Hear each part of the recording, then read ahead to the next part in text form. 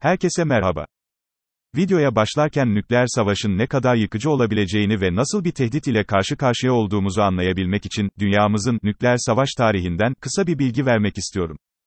İkinci Dünya Savaşı'nın Pasifik muharebeleri sürerken, Amerika Birleşik Devletleri'nin 6 Ağustos'ta Japonya'nın Hiroşima, 9 Ağustos'ta da Nagasaki kentlerine atom bombası atmasının üzerinden 77 yıl geçti. Yaklaşık 13.000 TRT kuvvetindeki uranyum katkılı bomba, merkezinde 3.000 santigrat derece ısı oluşturarak Hiroşima'nın %70'ini yok etti. Evet, sadece bir bomba koskoca şehrin %70'ini yok etti. 1,5 kilometre çapındaki alanda her yeri dümdüz eden atom bombası, ilk aşamada 80.000 ve 1945 sonuna dek ise 140.000 kişinin ölümüne yol açtı.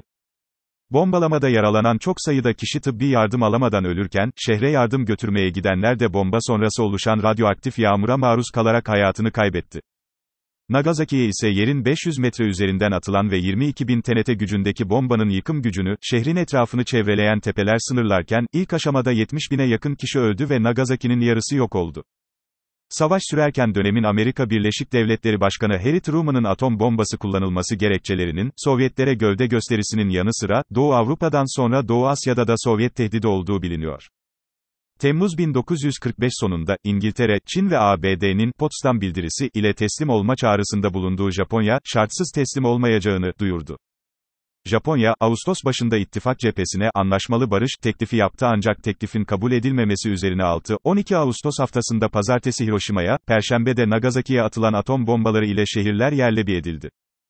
Dönemin Japonya İmparatoru Michinomiya Hirohito, 15 Ağustos'taki mesajında, savaşı sürdürmenin Japon milletini mahvedeceğini, belirterek ülkesinin koşulsuz teslim olduğunu duyurdu. Hiroşima'nın askeri üsler ve Nagasaki'nin ağır sanayi kuruluşları nedeniyle hedef seçildiği belirtiliyor. Nagasaki'ye atom bombasının atılması Pasifik'te devam eden muharebeleri resmen sona erdirdi. Üzerinden 77 yıl geçmesine rağmen ABD'nin neden atom bombası atarak savaşı sonlandırmayı tercih ettiği ise henüz tam olarak anlaşılabilmiş değil. Amerikalılar ölü sayısının 117.000, Japonlar ise yarım milyona yakın olduğunu açıklarken, Hibakusha ismi verilen mağdurlarda korkunç yaralar açıldı.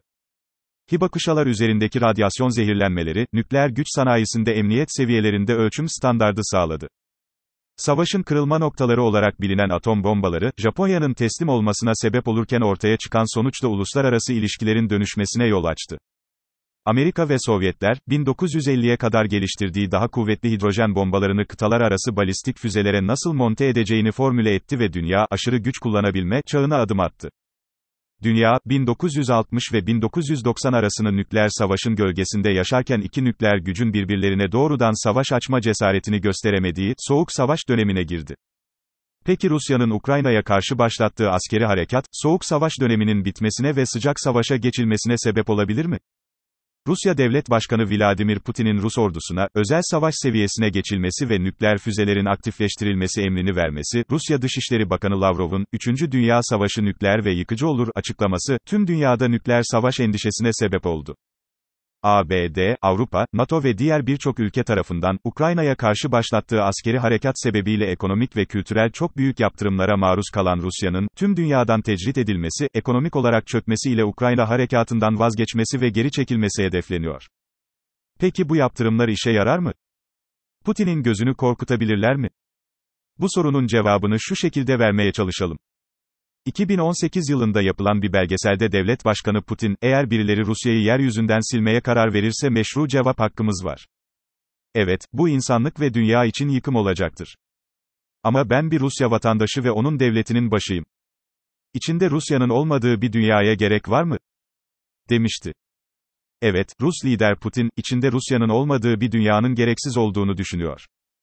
Bu düşünceden yola çıkacak olursak yakın zamanda Amerika Birleşik Devletleri ve Rusya arasında bir nükleer savaşın çıkmasının hiç de uzak bir ihtimal olmadığını söyleyebiliriz. Amerika Birleşik Devletleri ve NATO da bu yüzden Rusya ile karşı karşıya gelmeye çekiniyor. Çünkü Rusya'ya karşı olası bir ABD-NATO müdahalesi sonucu köşeye sıkışan, Rusya Devlet Başkanı Vladimir Putin nükleer silah kullanma konusunda hiç çekinmeyecektir. Bu bilgiler ışığında, Ukrayna-Rusya savaşının diplomatik girişimler ile bir an önce müzakere masasında bitirilmesinin öneminin oldukça arttığını görüyoruz. Videoyu beğendiyseniz kanalıma abone olmayı unutmayın. Bir diğer videoda görüşmek üzere.